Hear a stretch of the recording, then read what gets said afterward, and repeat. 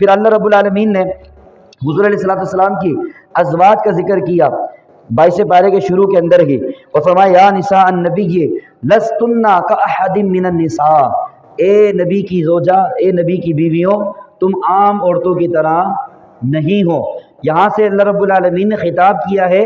اپنے نبی پاک علیہ السلام کی ازواج سے، اور یہ خطاب چلتا چلتا آگے آیا جو آیت تطہیر بیان ہوتی ہے۔ اللہ نے آگے فرمایا انما یرید اللہ لیذھب عنکم الرجس اہل البیت، اے نبی کی گھر والیوں، اللہ تم سے ناپاکی کو دور کرنے کا ارادہ کرتا ہے۔ تو یہ جو آیت کریمہ آئی ہے نا، کرینہ کلام دیکھا جائے تو پیچھے اللہ رب العالمین کس سے خطاب کر رہا ہے؟ نبی پاک علیہ السلام کی بیویوں سے خطاب کر رہا ہے، جس سے پتہ چلا کہ نبی پاک علیہ السلام کی جو بیویاں ہیں وہ بھی اہل بیت میں شامل ہیں، اور جو آیت تطہیر نازل ہوئی ہے وہ نبی پاک علیہ السلام کی بیویوں کے لیے بھی ہے، کیونکہ آج بہت سارے لوگ نہیں مانتے۔ حدیث طیبہ کے اندر آیا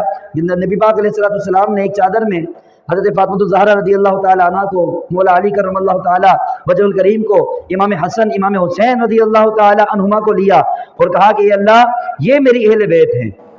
یہ میری اہل بیت ہے۔ اور پھر حضرت فاطمہ الزہرا رضی اللہ تعالیٰ عنہ کے گھر پر نبی پاک علیہ السلام جاتے اور وہاں جا کر یہ آیت کریمہ پڑھتے کہ اللہ تم سے ناپاکی کو دور کرنے کا ارادہ کرتا ہے۔ تو نبی پاک علیہ السلام کی اہل بیت میں نبی پاک علیہ السلام کی بیویاں بھی شامل ہیں، آپ کی اولاد بھی شامل ہے، اور مولا علی کرم اللہ تعالیٰ وجہ الکریم بھی اہل بیت میں شامل ہیں۔ اور جو حدیث پاک میں خاص کر کے نبی پاک علیہ السلام نے کیا نا کہ یہ میری اہل بیت ہے، اس کی وجوہات علماء کرام نے بیان یہ کی ہیں کہ قرآن پاک کے اندر جو آیت تطہیر نازل ہوئی ہے وہاں پر اللہ نے نبی علیہ السلام کی بیویوں سے خطاب کیا ہے،